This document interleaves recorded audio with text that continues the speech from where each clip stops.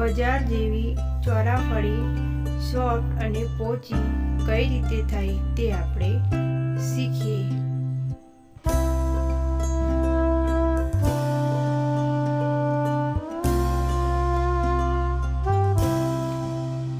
2 cup ચણાની દાળ લેવાની છે અને 1 કપ અડદની દાળ લેવાની છે। તે બેને મિક્સ કરી લેવાની છે।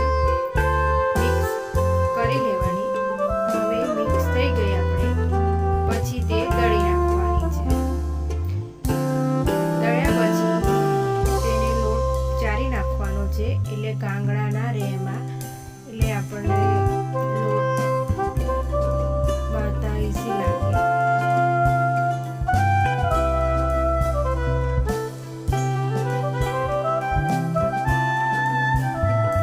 આપણે મીઠું લેવાનું છે અને મીઠું ગરમ થોડું કરી દેવાનું। તેમાં 1 ગ્લાસ પાણી રેડવાનું છે। અસેકું કરવાનું, બહુ ગરમ નહીં કરવાનું। પછી આપણે 1 ચમચી ખારો નાખવાનો છે। ખારો નાખ્યા પછી તેમાં મિક્સ કરી દેવાનું। મિક્સ કર્યા પછી તેમાં જે આપણે મીઠાવાળું પાણી હતું તે આપણે થોડું થોડું રેડવાનું છે। લોટ ઢીલો ના થઈ જાય એ જોવાનું છે।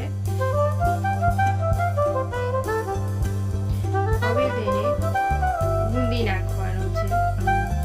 લોટ કઠણ રાખવાનો, એટલે આપણે ચોરાફળી થોડી વાર લોટ પલાળી રાખવાનો છે એટલે એકદમ। હવે આપણે લોટ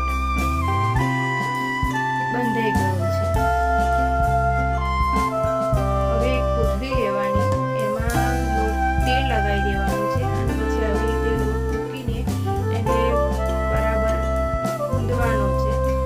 ચોરાફળી સોફ્ટ થશે। એને 4 થી 5 વાર આવી રીતે કરશો તો તમારી ચોરાફળી સોફ્ટ થશે। પછી તેને લઈને આવી રીતે ગૂંદવાનો હાથથી, તો એકદમ સોફ્ટ લોટ થઈ જાય ત્યાં સુધી આવી રીતે પાણી હાથમાં લઈને આપણે પછી તેને એક પાટલી લેવાની છે। પછી એમાં લોટ લઈ લેવાનો અને પછી એનો વીંટા વાળી દેવાના છે। વીંટા વાળ્યા પછી આપણે આવી રીતે કરીશું એટલે આ વળી ગયા તો હવે એક ચપ્પાથી આપણે જોઈતા પ્રમાણે આપણે ગુલ્લા પાડી દેવાના છે। ગુલ્લા પાડ્યા પછી એને સરખા કરી લેવાના, દબાઈ દેવાના એટલે આમ ફૂલ થઈ જાય। પછી એને બધા ભેગા થાય પછી આપણે એને તેલ નાખવાનું છે અને લોટ નાખી દેવાનો એટલે ચોટી ના જાય એકબીજાને એટલા માટે। પછી એને મિક્સ કરી દેવાના। મિક્સ કર્યા પછી આપણે વણીશું ચોરાફળી। ચોરાફળી એકદમ પતલી નથી કરી દેવાની, થોડી હથડી રાખવાની છે એટલે તમારી ચોરાફળી ફૂલે, બહુ પતલી બી નહીં કરી દેવાની। હવે આપણે ચોરાફળી થઈ ગઈ છે, રોટલી વણી કાઢી છે આપણે। હવે એને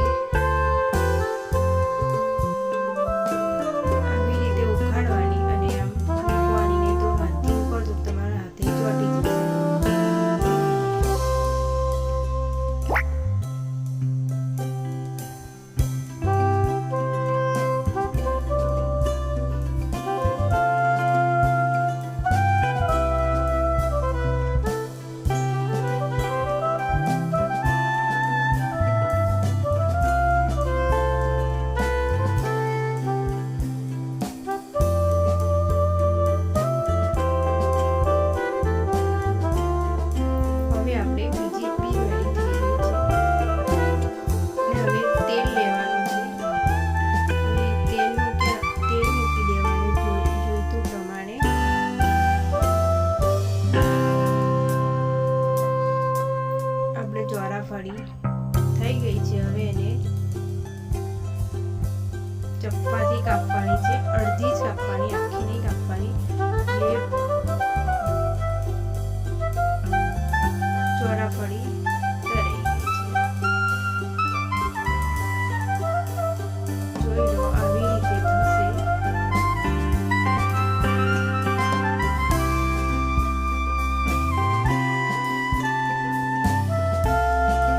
હવે આપણે ચોરાફળી ટેસ્ટી બનાવવા માટે તેનો મસાલો બનાવીશું। 1 ચમચી સંચર લેવાનું અને 2 ચમચી મરચું લેવાનું છે। બંને મિક્સ કરી દેવાનું છે અને ગાંગા ના રહે એવું બરાબર મિક્સ કરવાનું છે। પછી ઉપર ચોરાફળી પર છાંટવાનું છે। તીખું ખાતા હોય એ પ્રમાણે આપણે ઉપર મસાલો છાંટવાનો છે।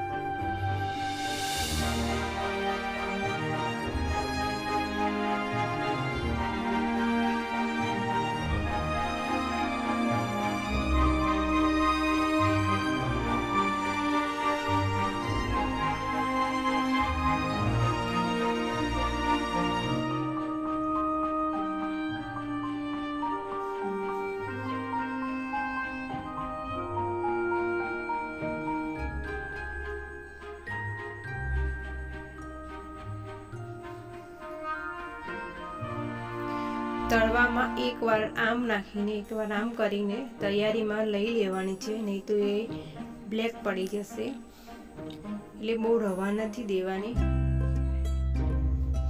આ રીતે બધી ચોરાફળી તળીને પછી આપણે જે મસાલો બનાવે તો એ બધો છાંટી દેવાનો। પછી આપણી ચોરાફળી